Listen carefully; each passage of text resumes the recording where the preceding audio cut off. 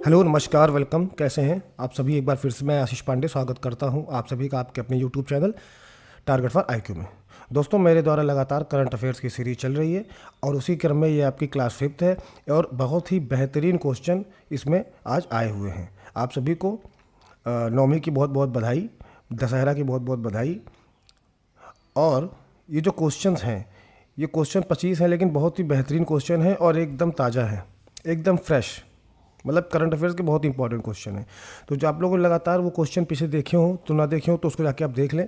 Channel पे नए हो तो चैनल को सब्सक्राइब करके बेल आइकन दबा दें ताकि जब भी नई वीडियो आए उसका नोटिफिकेशन आपको मिल जाए। और ज़्यादा से ज़्यादा इसको शेयर कर दीजिएगा, पूरा वीडियो अंत तक देखिएगा।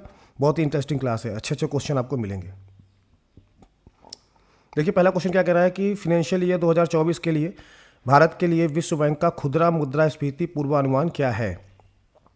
ए बी सी डी 4 ऑप्शन है। 5.2%, 5.5%, 5.8%, 5.9%।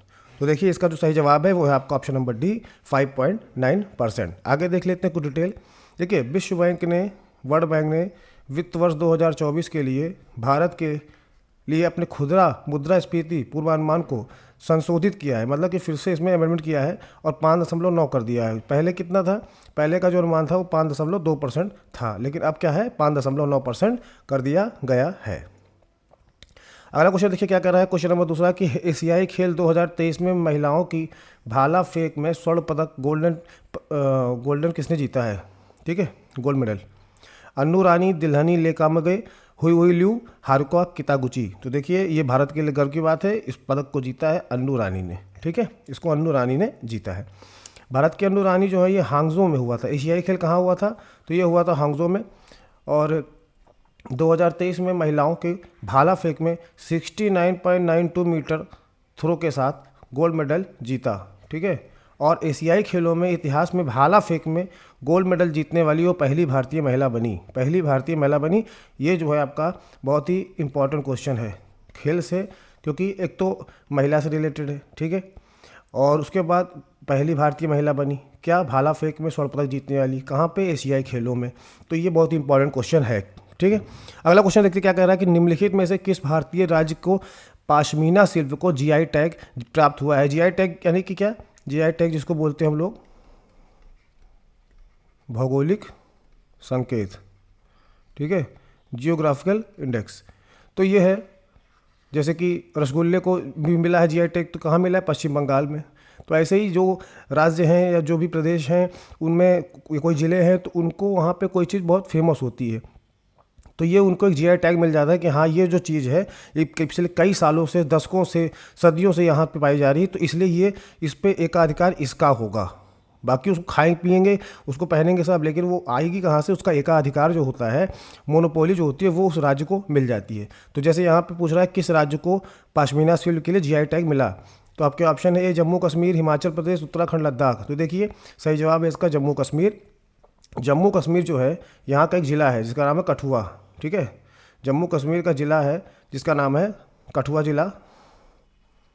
ठीक है, 100 साल पुराना, 100 साल पुराना यहाँ पर क्या है? यहाँ पर 100 साल पुराना बसोहली, बसोहली पाशमीना। ठीक है, बसोहली पाशमीना है, उसको जो है ये जीआई टैग मिला है। अगला क्वेश्चन देखिए कि एशियाई खेल 2023 में तीरंदाजी मिश्रित टीम कंपाउंड में किस देश ने स्वर्ण पदक जीता है? यानी कि तीरंदाजी, आर्चरी। तो भारत, दक्षिण अफ्रीका, चीन, जापान। तो देखिए, इसका जो सही जवाब है, ये भी गर्व की बात है, भारत ने जीता है। इंपॉर्टेंट क्वेश्चन है और डिटेल ले लेते हैं इसकी। एशियाई खेल 2023 में कंपाउंड तीरंदाजी मिश्रित टीम में भारतीय खिलाड़ी, अगर खिलाड़ी का नाम पूछ ले तो देख लीजिए आप, ज्योति सुरेखा वेन्नम और प्रवीण ओजस देवतले। प्रवीण ओजस देवतले, इन लोगों ने कंबाइंड मिश्रित टीम में स्वर्ण पदक जीता है तीरंदाजी में एशियाई खेल 2023 में। निम्नलिखित में से कौन सा लड़ाकू विमान भारतीय वायुसेना द्वारा सेवानिवृत्त किया जाएगा, यानी कि रिटायर कर दिया जाएगा? एक लड़ाकू विमान है, उसको रिटायर कर दिया जाएगा, कौन सा है? और उसकी जगह कौन सा लाया जाएगा, ये भी मैं आपको बताता हूँ। देखिए, ऑप्शन देख लीजिए, सुखोई 30 MKI, मिग 21, गोलीकांड। तो ये ऑप्शन है तेजस। तो इसमें जो रिटायर किया जाएगा वो है आपका ऑप्शन नंबर बी है, मिग 21 को रिटायर किया जाएगा। और लाया किसको जाएगा? उसकी जगह जो है स्वदेशी मतलब अपने ही देश में बने light combat aircraft LCA mark 1A को लेने की योजना है। ये भी इंपॉर्टेंट है, आप लोग इसका नोट्स बना लीजिएगा। क्वेश्चन नंबर 6 क्या कह रहा है, 2023 क्रिकेट विश्व कप के लिए वैश्विक राजदूत कौन है? 2023 क्रिकेट विश्व कप के लिए वैश्विक राजदूत कौन है, ग्लोबल एम्बेसडर कौन है? सचिन तेंदुलकर, राहुल द्रविड़, अनिल कुंबले या महेंद्र सिंह धोनी? तो इसका सही जवाब है वो है आपका सचिन तेंदुलकर, ऑप्शन नंबर ए। अगला क्वेश्चन क्या कह रहा है, अफगानिस्तान पर मास्को प्रारूप की 5वीं बैठक कहाँ आयोजित की गई थी? यानी अफगानिस्तान पर जो तालिबान और अफगानिस्तान की पुरानी सरकार जो अफगानिस्तान के हालात हैं इस वक्त राजनीतिक है या जो भी है उस पर उसको लेकर के एक चर्चा आयोजित की गई थी मास्को प्रारूप की, वो कहाँ आयोजित की गई थी? ए मास्को, बीजिंग, इस्लामाबाद, कजान? तो देखिए इसका सही जवाब है वो आपका ऑप्शन नंबर डी, ये कजान में आयोजित की गई थी। देखिए भारत ने हाल ही में 29 सितंबर 2023 डेट नोट कर लीजिए को रूसी शहर कजान में, ठीक है, कजान कहाँ पड़ेगा? रूस में पड़ेगा, रूस का शहर है कजान में, अफगानिस्तान की सुरक्षा स्थिति पर आयोजित बैठक में 5वीं बैठक में भाग लिया, ठीक है, 5वीं बैठक में भाग लिया। उसके बाद मास्को प्रारूप अफगानिस्तान पर अब एक क्षेत्रीय वार्ता तंत्र है जिसे 2017 में स्थापित किया गया था।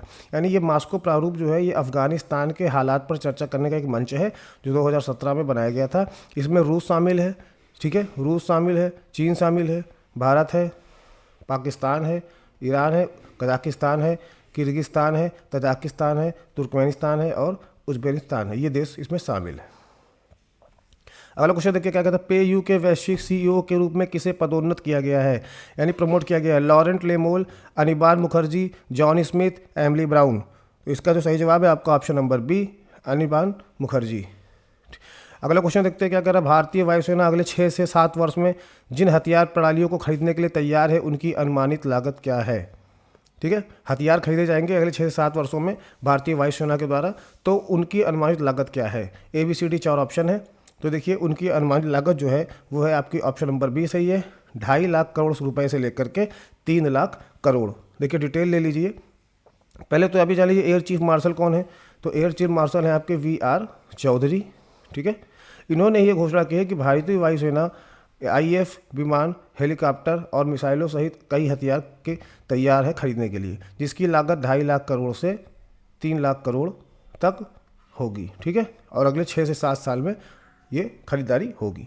अगला क्वेश्चन देखिए क्या कर रहा है कि भारत बांग्लादेश वार्षिक संयुक्त सैन्य अभ्यास संप्रीति का 11वां संस्करण कहाँ आयोजित किया जा रहा है? असम, बांग्लादेश, मेघालय, पश्चिम बंगाल? तो ये जो है आपका मेघालय में आयोजित किया जा रहा है, option number C right answer है। देखिए भारत बांग्लादेश वार्षिक संयुक्त सैन्य अभ्यास ये हमेशा होता है, इसका नाम संप्रीति है और इसका ये 11वां 11th एडिशन है और ये कहाँ पे? उमरोई, मेघालय के उमरोई में आयोजित किया जा रहा है। यह अभ्यास दोनों देशों द्वारा बारी बारी से आयोजित किया जाता है, ठीक है।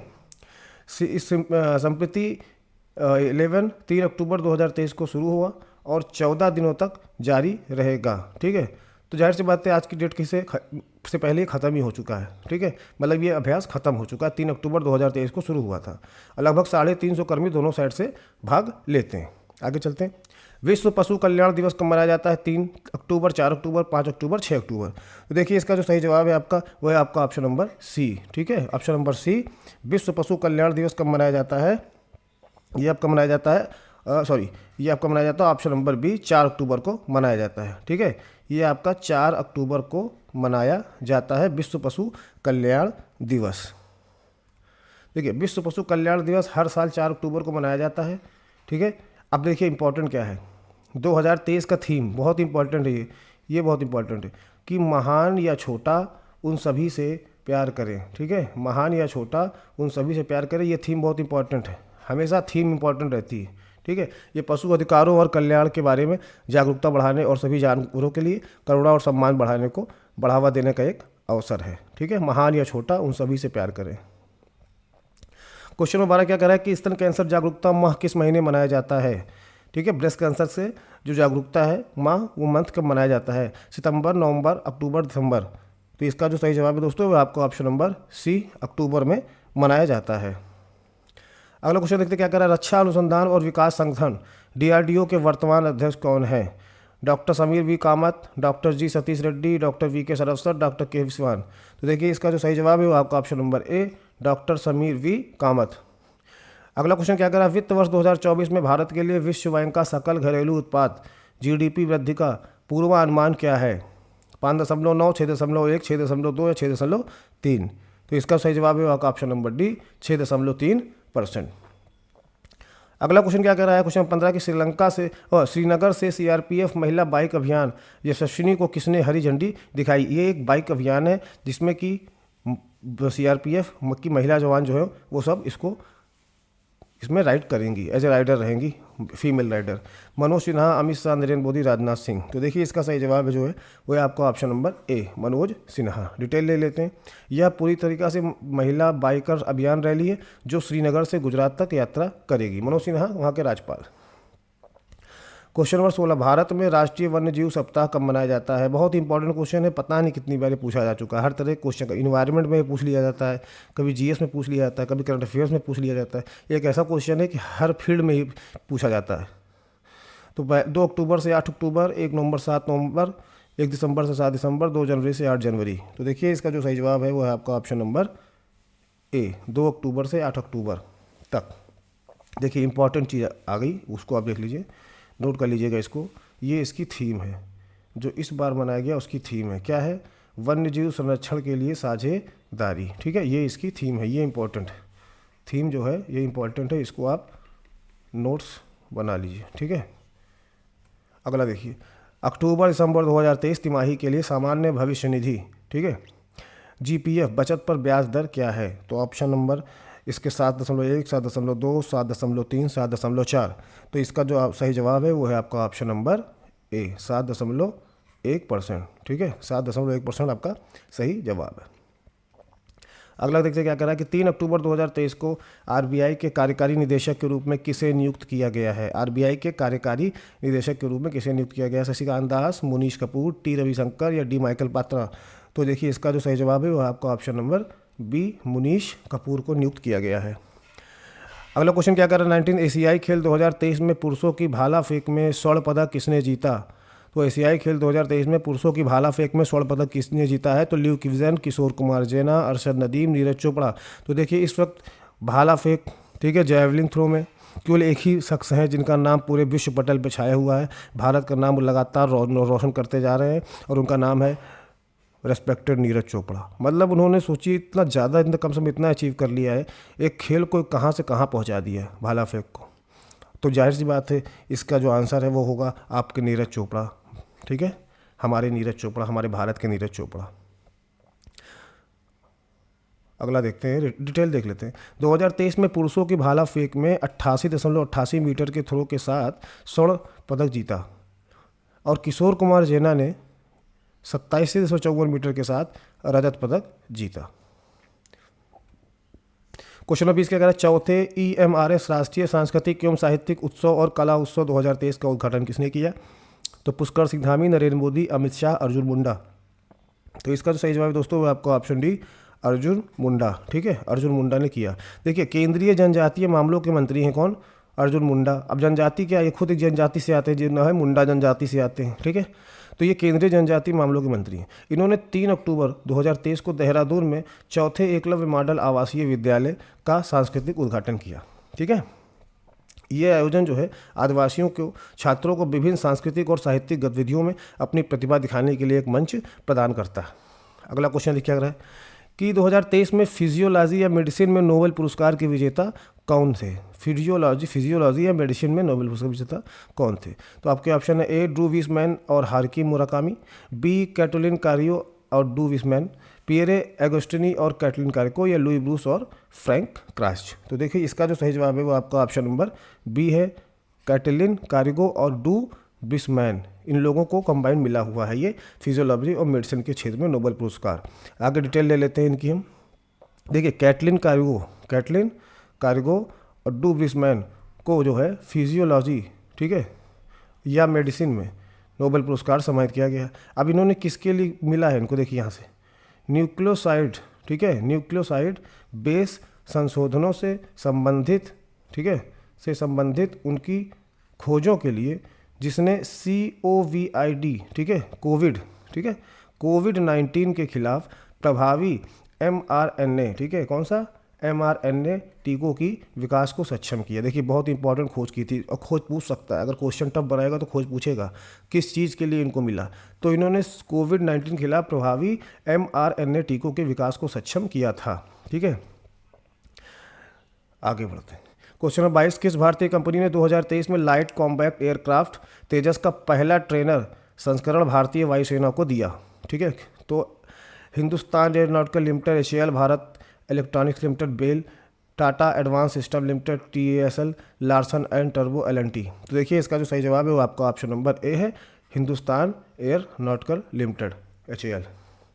क्वेश्चन नंबर 23 क्या कह रहा है? एशियाई खेल 2023 में पुरुषों की 4x400 मीटर रिले में किस देश ने स्वर्ण पदक जीता? तो 4.400 मीटर रिले यानी कि एक दौड़ होती है ये, तो चीन, कतर, भारत, श्रीलंका। तो इसका जो सही जवाब है भारत ने जीता। आज के जितने क्वेश्चन हैं आप देख रहे हैं सब में भारत ही विजेता है। ठीक है, तो भारत ने जीता और एशियाई खेलों में भारत ने बहुत अच्छा प्रदर्शन किया इस बार।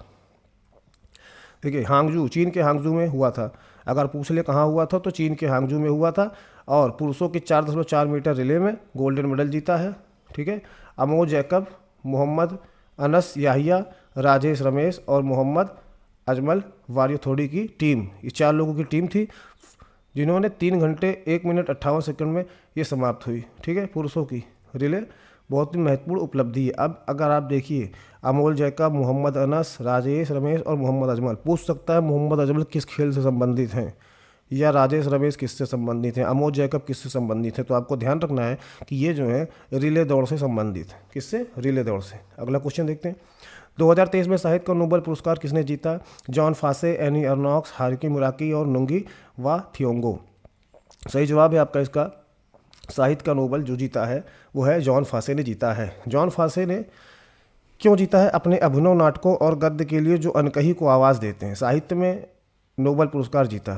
ठीक, फासे एक नॉर्वेजियन नाटककार, उपन्यासकार हैं। उनका काम अपने अतीत, काव्यात्मक, गद्य और जन्म, मृत्यु और विश्वास जैसे विषयों पर केंद्रित होने के लिए जाना जाता है। उन्होंने 30 से अधिक पुस्तकें प्रकाशित की हैं, जिनमें से फेमस हैं आपकी इरोस एंड मेलांचोली।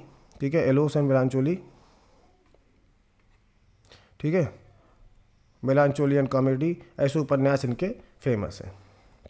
लास्ट क्वेश्चन है दोस्तों, आपने पूरा वीडियो देखा होगा और इसको क्वेश्चन को देखने के बाद इस वीडियो को शेयर जरूर कर दीजिएगा, लाइक कमेंट भी कर दीजिएगा और अगर चैनल पर नए हो तो सब्सक्राइब जरूर कर लीजिएगा, क्योंकि ऐसे ही क्वेश्चन आपको लगातार मिलते रहेंगे। ठीक है, क्वेश्चन अच्छे लगे होंगे आपको, मुझे यकीन है, तो प्लीज़ आप इसको शेयर जरूर करिएगा और लाइक कमेंट करने में कंजूसी ना क्या करिए दोस्तों। ठीक है, तो देखिए लास्ट क्वेश्चन क्या कह रहा है कि 2023 में वरिष्ठ सलाहकार के रूप में डेलाइट टोचे तोहमात्सु इंडिया एलएलपी में कौन शामिल हुआ है? मनोज कोहली, आदित्य पुरी, रोमल शेट्टी या नंदन नीलकणी। तो देखिए इसका जो सही जवाब है वो आपका option number B, Aditya Puri इसमें शामिल हुए। तो दोस्तों ये थे आज के क्वेश्चन और डेली आपको करंट अफेयर्स की सीरीज चलेगी, तो डेली आपको मिलते जाएंगे। आशा कीजिए एग्ज़ाम आते आते कम से कम नहीं तो आपके 500-600 क्वेश्चन की बहुत बेहतरीन छोटी सी नोट तैयार हो जाएगी। वो बहुत इंपॉर्टेंट क्वेश्चन है। करंट अफेयर्स सागर है, कितना भी डूब जाएंगे ख़त्म नहीं होगा, लेकिन पढ़ना कहाँ है, कैसे क्या करना, वो मैं कंटेंट लेके आ रहा हूँ आपके लिए। इसलिए सब्सक्राइब जरूर कर लें और शेयर ज़्यादा से ज़्यादा कर दें। ठीक है, और नोट्स बनाते रहें। मिलते हैं आपसे अगले वीडियो में, तब तक आशीष पांडे को इजाज़त दीजिए। जय हिंद, जय भारत।